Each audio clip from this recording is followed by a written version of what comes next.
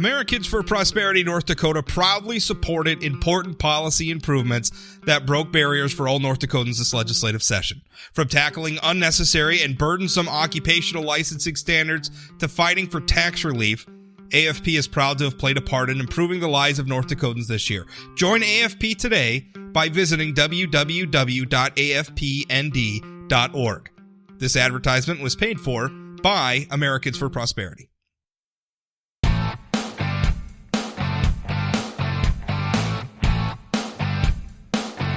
Welcome to the Plain Talk Podcast. I'm your host, Rob Port. A little bit later in the show, going to be talking with a business owner from Mandan, North Dakota. He owns an establishment called the Lonesome Dove Bar.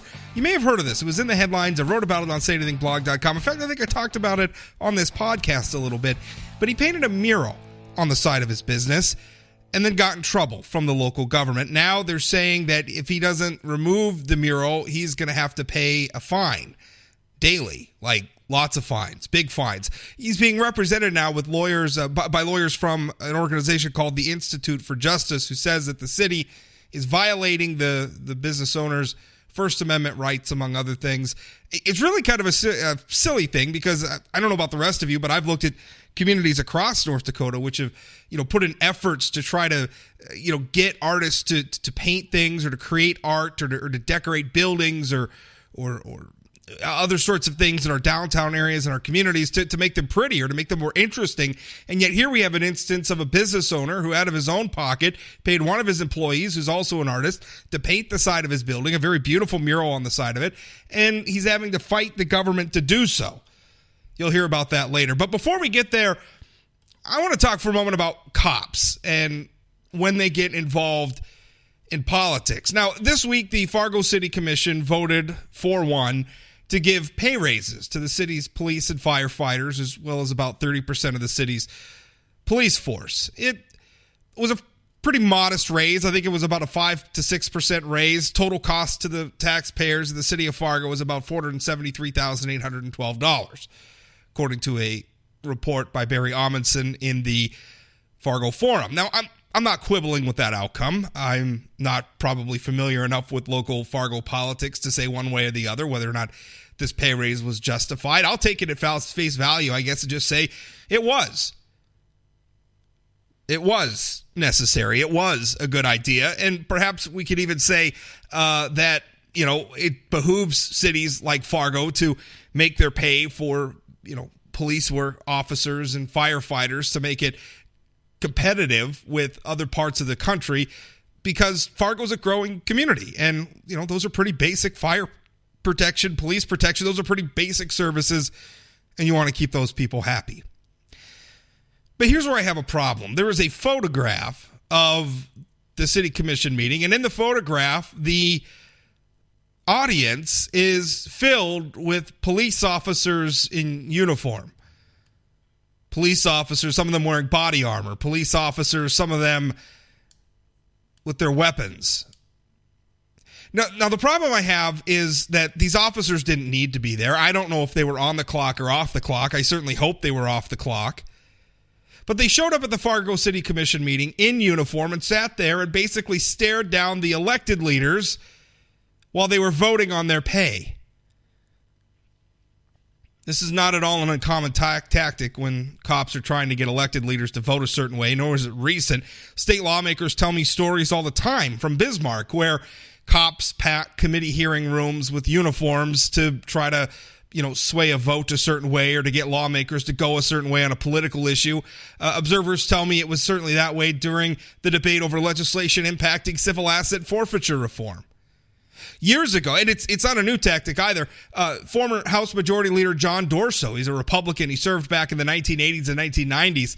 He told me about an instance where the State House of Representatives was voting on reform for pensions, and the North Dakota Highway Patrol officers came and packed the gallery up above the House chambers so that lawmakers debating it could look up and see all these Highway Patrol uniforms staring down at them as they're voting on Highway Patrol pensions. To me, that's intimidation, and it's an inappropriate use of the uniform of a law enforcement officer. I don't have any problem with cops or anybody else for that matter making their voices heard. They have the same rights as the rest of us. They're citizens. They have views on political issues, including public policy issues that impact their bottom line. I get it. They care about it. But the thing about a police officer's uniform is it's a symbol of power. It's a symbol of authority. And rightfully so. When we have a law enforcement officer that goes into a situation, usually they're going into not such a good situation, right? Often it's a chaotic situation. Often it's a situation where, tempers are flaring. The uniform is a way to project authority and power onto that situation. It's one of the law enforcement officers' many tools, along with their weapons, their armor, their squad car, their training. It helps calm down a situation. It gets people to stand up and take respect, right? If a uniform shows up on the scene, people start to behave differently. They're responding to the police uniform, and that's why police have the uniform. But here's the thing. If police are using, or at least the Fargo City Police does, and other law enforcement and other political situations in North Dakota, they're using that uniform, that tool that is provided, that authority that is provided to them by the taxpayers to achieve a political end. And that needs to stop. That's not an appropriate use of that resource.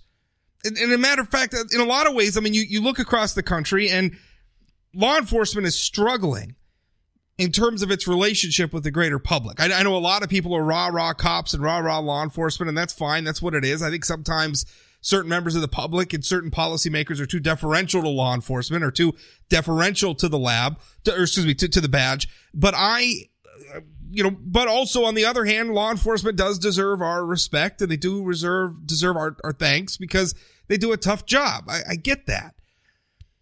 But I'm not sure that cops showing up and throwing their weight around in politics with their uniforms, packing a room and staring down elected leaders in their uniforms with their guns and their body armor and everything else, I don't think that that's going to help in the long term, this overall relationship between law enforcement and the greater public. It's not something that should be happening. Also, in the public policy sphere, we're all supposed to be equal, right? When it comes to influencing the government, showing up at city commission hearings, showing up at legislative hearings, showing up, holding rallies and everything else, we're all supposed to be on equal footing, right? Equal access. And in fact, the North Dakota Century Code has a prohibition on using taxpayer resources for political purposes for exactly that reason. That means that people in state government don't get to just use state copiers or state resources or state authority, to project power and to project authority over a political situation. And yet the police are. And again, those uniforms and the authority that those uniforms represent are provided by the taxpayers. You take that uniform away from a cop, you take that badge away from a cop, and they're just another citizen. As a matter of fact, when they're off duty, they are still just another citizen. Again, I think sometimes people have a hard time believing that. We treat cops as though they're like super citizens somehow, as though they somehow have more rights than the rest of us. I'm thinking of, policies that give, police officers like, retired police officers gun carry rights that some of the rest of us have. There have been proposals like that in North Dakota where, we were going to create, exemptions in the concealed carry laws or whatever for retired law enforcement. I don't think that's how it should be. Cops should be treated the same as everybody else, including in the political process. So I don't have a problem that these cops got their raise in Fargo, and I don't necessarily have a problem. I'm not necessarily in opposition to a lot of what cops advocate for. I find myself agreeing with them quite often. But there are ways for them to make their voices heard that don't involve that uniform. If all the cops wanted to show up at the Fargo City Commission hearing in street clothes, but maybe all wearing the same T-shirt so that the elected officials know the audience was full of cops and they're there and they're expecting a certain outcome, hey, that's fine. Cops have their organizations, they have their unions, they can organize, they can do all of that stuff the same as the rest of us. But what they shouldn't do is show up to a political situation and try to sway that political situation with their uniforms. That's wrong. My interview coming up right after this. This episode of the Plain Talk Podcast is brought to you by Energy of North Dakota. Oil and natural gas from North Dakota strengthens all of America. And through our abundance of talents, innovations, and technologies, energy responsibly produced here translates to worldwide economic stability. With producers and our communities working together, we're securing a sustainable future that generation after generation can build on. It's all happening right now with Energy of North Dakota. Learn more at energyofnorthdakota.com. Recently, a business owner in the city of Mandan, North Dakota, ran into an issue with local officials, and this issue had to do with a work of art that he had painted on the side of his business. That business owner joins me now. His name is Augie Kirsten. Augie, how are you? I'm doing great. Also joining me is somebody from an organization called the Institute for Justice. Her name is Erica Smith. She's an attorney, and she's representing Augie. Erica, how are you? Good. Thanks for having me. Augie, I was hoping that you could. I've written a little bit about this. I know that it's made some headlines in the region, but for people listening to this podcast who don't understand what happened, you own the Lonesome Dove Saloon in Mandan. It's a long-time business. You've been there for quite a while, and you wanted to do some improvements to your business, as I mentioned, painting a mural on the side of it, and you ran into some problems. Can you walk us through this process? What happened? Well, we decided to put a new front on our building, and we had an artist come in and paint it on there. And it took her all summer. She did it when the weather was, acceptable and stuff. And we got done in about, I imagine the end of August. She finished. Well, just before she got done, we got a letter from the city saying that, that we need a mural permit. Well, I knew nothing about this. I'm from the old school. Like I said, when we wanted to paint something, I've been in the business for 47 years, and I never thought anything that we'd have to get a permit for something like this. But anyway, I went down to get the permit, and they said, well, they sent me a letter saying if I, that we're in violation of the mural permit. So I went down there, and they told me what it would cost to get a permit, so I wrote him a check for that. And how much was that? If I can interject, how much was the permit? I can't remember if it was 75 or 100, whatever. Okay, around $100. Okay. Yeah, right around there. So I wrote him a deal, and I thought, well, this, I still didn't realize there'd be anything wrong with the situation. So I just assumed that, they'd cash the permit and it would be over with. Well, the next thing I know, I get a deal from the city saying that, they denied it. And they said it's not a mural, it's a sign, so you got to get a sign permit. Well, so I go down there and I take a check with, and I go there and they say, well, the permit's another $50. He said, we'll keep your first check and then we'll take your second check and we'll run it through as a sign. So I asked the lady that was there, and I said, well, do you think because they wanted me to go to this meeting, I said, well, do you think I just assumed they were going to change it to a sign deal and run it through? And they said, no, you better be there. So I went to that meeting, and they denied it, saying, no, you're against the sign rules, whoever made them up or whatever. And I said, well, okay. And they said, well, I said, what do I got to do now? And they said, well, your next step is, if you want to keep that, you got to go to the city council. I thought, well, still there's nothing really wrong with it. I figured, well, I'll go there and they can overrule the sign, committee. So I went there, and they denied it too, and said that, that we had to take it off. And that's when we got involved with Erica, and that's where we're at now.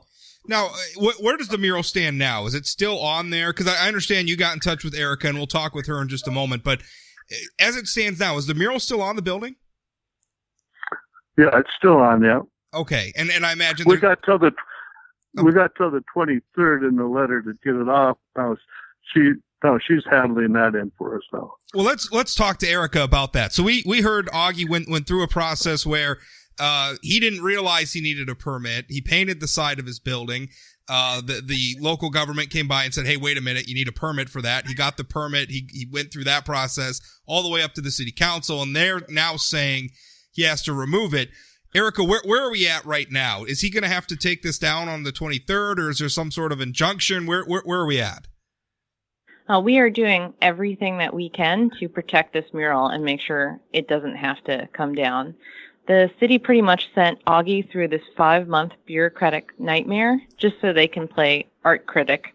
They have a history of, over the years, restricting murals, ordering people to take murals down. It's completely arbitrary. The city doesn't let the First Amendment doesn't let the city decide what speech is okay and what speech isn't. So we have asked the court for an injunction to protect the mural, and we expect to hear back within 48 hours. Now, just so we're clear, and I'm sure if you Google Lonesome Dove Bar mural, you'll probably see the pictures, but it's a very beautiful mural. It's basically, it's kind of a sunset scene, western North Dakota scene. It's a business in western North Dakota, and that's what it's depicting. Augie, if you don't mind telling, how much did it cost you to create the mural? I understand you commissioned somebody who also works for you as a waitress, who is also an artist. You commissioned them to paint it. How much did that cost you? Well, for her to paint it on there, it was $2,600. There was other costs, to get the wood all ready for it and stuff too. But, the sign painting of the sign was $2,600. All right. So maybe around $3,000 all in. Yeah. Erica, it's interesting to me, and maybe you could speak to this a little bit, because I'm having trouble understanding what exactly we're regulating here. I've actually driven by your business, Augie. I've seen it in person. You have some beer signs and stuff on the outside. I consider this mural to be a lot prettier than those, and yet for some reason the mural seems to be a bigger problem than the signs. But what constitutes a mural? Like what if Augie had just repainted his building a flat color, or had painted it with like a geometric design, like, I don't know, he put diamonds on the side of it, or stripes or something like that? Is there a point at which just painting your building becomes a mural? Like, how does that work? Again, it's completely arbitrary how the city regulates this. The city is actually trying to claim that this doesn't qualify as a mural just because, in the city's view, it's promoting Lonesome Dove's business, just because it happens to have Lonesome Dove's name in the mural. So the city is trying to say, oh, that can be a mural, but that can't be a mural, and we're going to ban it. It makes no sense. Okay, so that's basically the problem. I mean, if he had just painted the side of his building blue, would that have been an issue? It's not even clear, because to do anything in the city, you need to go before a board and get permission. It's incredibly bureaucratic. The city seems a little power crazy. Yeah, definitely. Now, if what kind of baffles me too is I think most people would consider this to be an improvement, Augie, and I mean that not to besmirch your business or anything like that, but I think most people would think, well, gosh, that looks nicer than it did before, which I'm sure is what you were thinking too, which is why you spent, roughly $3,000 to paint this mural on the side of your business to make it look nicer. But now you're fighting the city because you tried to improve the appearance of your business. Yeah, that's correct. And you wouldn't believe all the people that, when this all first come about, they say, what is wrong with, what's wrong with people? It's great. We'll do anything. You want petitions with whatever you want. And it's just amazing the support we've had on this mural from people. And like I said, from out where we're at, because, we waited and stuff. And like I said, I know one thing, if we ever did want to do, something like that, we'd have all kinds of signatures for it, way more than against it. The only thing I've ever heard on this situation is some of the people think the only reason we're fighting this is so we don't have to pay the permit. But that little bit has nothing to do with anything. Now the principal is doing it for us and our rights, and here we own the building, and they got a committee that can say, no, you can't do that to your building because we got rules. Who made them rules, and why can't they be adjusted? Well, it just ain't fair. Well, and it's not like you were aware of the rule and just thought we're behaving like a scofflaw. Let me say it this way.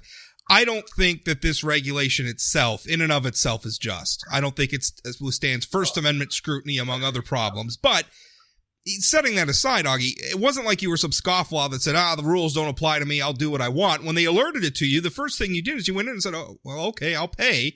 Just what do I need to do so we can just move forward here? You weren't trying to avoid anything. You paid. You weren't trying to get away with anything. Well, you certainly weren't trying to hide anything. You painted this very prominent mural on the side of your building. So I don't understand that complaint at all. I don't either. We've been here 28 years, and we're not a trouble bar. We handle as much as we can on our own and try to do things right. But the city's never, even when we first come to town, they had a deal where you could get a tax break, and we come to town and trying to, get a business going. And, at that time, I guess they said, well, we don't do bars. We give it to someone else if you don't qualify, which is fine. We accepted that. And then, over the years, like I said, there's, like we wanted 2:00 hours, and they turned that down for us, even though everyone around us got except Bismarck, which is fine too. I mean, I don't argue that point out, but something like this, and I mean, we've never pushed the issues. Like I said, when they said we couldn't do it, we didn't do it. We pay our licenses, we pay our taxes, and, bars, they pay a license fee. And like I said, for us, we got to promote our industry with, like the beer signs and stuff. They're taken very well care of. When they get wore a little bit, the companies come in, put a new one up, keep them nice and fresh, and that's what we want. We want our place to stand out so they know it's a bar. A lot of bars in the old days, even this one, it was sided and stuff, and you had your sign out front, but people would drive right on by and not even really know it was a bar till we got established, if they were new in town. If they weren't new in town, of course, it's been around, as different names forever, but we've had it for 28 years. It seems like a lot of local governments have been pushing this sort of thing. Like I see cities when you're driving through downtown areas, we're painting electrical boxes, we're putting up little statues, we're painting the intersections. I mean, it's a lot of communities want this sort of thing. They want local artists to produce art to make places more interesting, to make them more beautiful. Yet here in Mandan, we're fighting it, which brings me to my question for you, Erica, is how common is this? I follow the Institute for Justice work. I've seen some of the issues similar to this in other communities, but is this a common thing for a local government to be cracking down, saying no, you can't just go out there and create art like we're living in a free country or something? It happens more commonly than you would think, especially with sign codes. Cities just get power crazy, and they like to over-regulate. They think their way is best. They're trying to make their city better, but they have a very funny way of showing it by fining businesses, trying to stop them from being more attractive. It's very misguided, and we see a lot of government abuse when it comes to these sign codes and murals. Does the city, now we've thrown around the First Amendment here a little bit. What's the limit? And again, Augie's mural is this very, sort of pastoral sunset scene. It's very beautiful, not really controversial at all. But obviously when we're talking about the First Amendment, there's a broad spectrum of different types of expression or speech that are involved. So, I mean, where are the limits? I mean, because on one hand, we're saying, well, the city should just, keep their paws off and let artists be artists and let Augie paint the side of his building and everything should be fine. But what if he was painting something controversial, like a nude scene or maybe some language that people find offensive? Where are the limits on this? I mean, practically that sort of thing just doesn't happen because these are businesses who are making an investment in their business to do something that's going to be attractive to their customers. Sure. So it should really be between the business and their customers, and you're not going to see businesses putting up murals that are that offensive. Let the free market decide. Murals are allowed in thousands of towns across the United States, and I haven't seen any problems with it. So, Erica, Augie has a deadline for the 23rd, and as we're recording this, it's the 21st, so that's coming pretty soon, of May to take this mural down. What happens if he doesn't? I mean, is there a point, like, there's a city police going to show up and paint over it? What happens? The city has claimed that it's going to drag Lonesome Dove into municipal court and start fining it thousands of dollars. But I would hope that they would realize that even if we don't get an injunction, which I'm pretty sure we will, but even if we don't, I hope they have the wisdom to not go forward with those proceedings and instead wait for the federal judge to resolve these free speech issues. That's something to think about here as well, is the city of Mandan is a government entity, which means that if they're going to litigate this with you, the Institute for Justice, they're going to be spending tax dollars to enforce this regulation that a lot of people, I'm not even sure, know are on the books. I think a lot of people haven't even heard of some of these government committees that are regulating this. It's kind of remarkable. Do we have any idea like how much money could this cost the taxpayers to litigate this, to ultimately, I guess, decide whether or not Augie's mural can stay on the side of his business? Even if it was just $1, it would be too much, because the city is violating the Constitution, and they're not just going after Lonesome Dove. There's another business in town they're going after right now with the mural. The city should just realize that it has to comply with the Constitution and stop wasting everyone's time and trying to crush these small businesses just for trying to make their buildings look better. It's ridiculous. So right now we're waiting to find out if a judge is going to sign off on an injunction to basically stop, push pause on everything until this can be litigated. Right. When do we find out about that? And whether or not he issues the injunction, what happens next? Then we will be able to litigate our free speech issues in court, and the city can decide to try to fight it out. And if they do, they'll lose, or they can just do the right thing and change their regulations to make them constitutional and stop going after all these businesses in town. What how successful have you? I know you've probably handled cases similar to this in other states. How successful have you been? We have been successful in every one of these cases that I've been involved in. Judges are pretty good about enforcing the First Amendment. How many cases are we talking? Like a dozen? We've done, I don't know. We've been doing this for 30 years, so quite a few. I don't have an exact count. Yeah. Yeah, well, that's a long time. Augie, man, I'm sorry you have to go through this. A guy sets out, you just want to make your business a little bit more attractive, make it a nicer place for your customers to come, and here you're having to deal with all this. I'm sure it's a real headache. Good luck to you. Thank you very much. Thank you. And Erica, thanks for your time as well. Thank you.